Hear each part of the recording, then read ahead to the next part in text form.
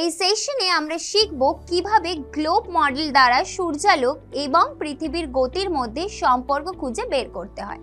এই অধিবেশনের শেষে আপনি গ্লোব মডেল এবং আলোর উৎস ব্যবহার করে বিভিন্ন কারণে সৌর বিকিরণ এবং পৃথিবীতে এর অভ্যর্থনায় পরিবর্তনের প্রকৃতি জানতে সক্ষম হবেন। পৃথিবী এবং সূর্য গ্রহের গতি ব্যাখ্যা করতে পারবেন এবং সেই সাথে সর্বাধিক করার ক্ষেত্রে এর প্রভাব ব্যাখ্যা করতে পারবেন। সৌরশক্তি ইউটিলিটি এবং একটি প্রদত্ত অবস্থানের জন্য অক্ষাংশ এবং দ্রাঘিমাংশের সাথে পরিচিত হন। যে কোনো অক্ষাংশে এবং বছরের যে কোনো সময় সূর্যের পথগুলি মৌলিক জ্যামিতি থেকে নির্ধারণ করা যেতে পারে। সূর্যের চারপাশে পৃথিবীর কক্ষপথের সমতলের তুলনায় পৃথিবীর ঘূর্ণনের অক্ষটি প্রায় 23.5 ডিগ্রি হেলে যায়। পৃথিবী যখন সূর্যকে প্রদক্ষিণ করে এটি অয়নকালে সূর্যপথের মধ্যে 47 ডিগ্রি হ্রাসের পার্থক্য তৈরি করে, সেই সাথে গ্রীষ্ম এবং শীতের মধ্যে গোলার্ধ নির্দিষ্ট পার্থক্য তৈরি করে। উত্তর গোলার্ধে শীতকালীন অয়নকালের কাছাকাছি সূর্যের পথ দক্ষিণ পূর্বে উদিত হয়, দক্ষিণে একটি নিম্ন কোণে স্বর্গীয় মেরিডিয়ান স্থানান্তর করে এবং তারপর দক্ষিণ পশ্চিমে অস্ত। ಸೂರ್ಯನ ಪಥವು ಇಡೀ ದಿನ ಮನೆಯ ದಕ್ಷಿಣ ಸಮಭಾಜಕ ಭಾಗದಲ್ಲಿರುತ್ತದೆ.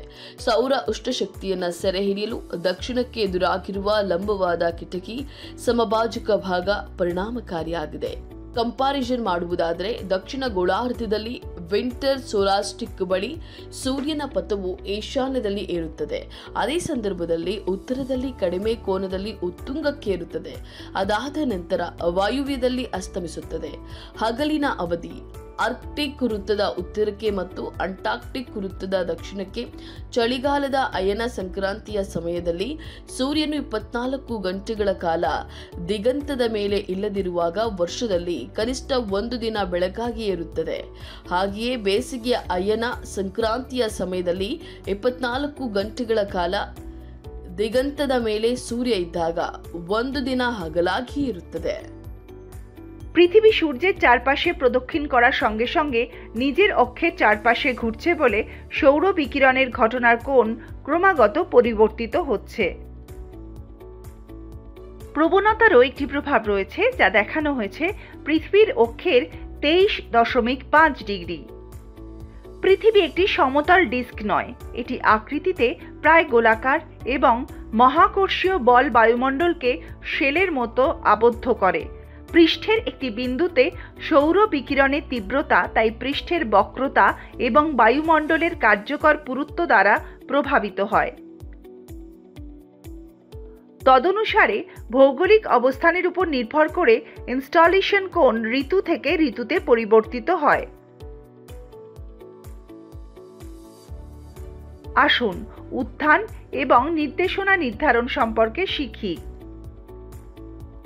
উত্তর গোলার্ধে উত্তর বাম দিকে সূর্য পূর্ব দিকে উদিত হয়, দক্ষিণে শেষ হয় এবং ডান দিকে চলে যায় এবং পশ্চিমে অস্ত যায়। উত্থান এবং সেট উভয় অবস্থানই গ্রীষ্মকালে উত্তর দিকে এবং শীতকালীন ট্র্যাকের জন্য দক্ষিণ দিকে স্থানচ্যুত হয়। দক্ষিণ গোলার্ধে দক্ষিণটি বাম দিকে সূর্য পূর্ব দিকে উদিত হয়, বাম দিকে যাওয়ার সময় উত্তরে শেষ হয় এবং পশ্চিমে অস্ত যায়। উত্থান এবং সেট উভয় অবস্থানই গ্রীষ্মে দক্ষিণ দিকে এবং শীতকালীন ট্র্যাকের জন্য উত্তর দিকে স্থানচ্যুত হয়। বিষুব রেখার কাল্পনিক রেখায় সারা বছর সূর্যের সর্বোচ্চ উচ্চতা দুর্দান্ত, কিন্তু এটি প্রতিদিন দুপুরে মাটির সাথে একটি নিখুঁত সমকোণ তৈরি করে না। প্রকৃতপক্ষে এটি বছরের দুদিন বিষুবকালে ঘটে। গ্রীষ্মের দিনগুলি শীতের দিনের চেয়ে দীর্ঘ, তবে আনুমানিক পার্থক্য মাত্র 2.5 ঘন্টার বেশি নয়। সূর্যের আজিমুখ কোণকে ঘড়ির কাঁটার দিক থেকে উত্তর থেকে কোণ হিসেবে সংজ্ঞায়িত করা হয়। সূর্যের জেনিথ কোণকে উল্লম্ব থেকে নিচের দিকে পরিমাপ করা কোণ হিসেবে সংজ্ঞায়িত করা হয়। তেজস্ক্রিয় আলোর প্রবণতার কোণ এবং পৃথিবীর বিভিন্ন স্থানের অক্ষাংশ ও দ্রাঘিমাংশের সাথে এর সম্পর্ক। একটি ভৌগোলিক অবস্থানের উপর নির্ভর করে বিষুবরেখার যত কাছাকাছি হবে তত বেশি সম্ভাব্য সৌরশক্তি পাওয়া যাবে। প্রতি বছর জানুয়ারির শুরুতে পৃথিবী সূর্যের সবচেয়ে কাছের বিন্দুতে পৌঁছয়। 6 মাস পর 4 জুলাই সূর্য থেকে সবচেয়ে দূরত্বে পৌঁছয়।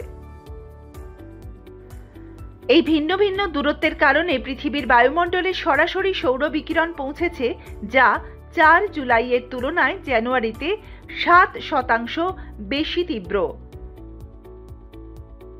পৃথিবী এবং সূর্যের মধ্যে এই ভিন্ন দূরত্বগুলি পৃথিবীর ঋতু তাপমাত্রার উপর সামান্য প্রভাব ফেলে।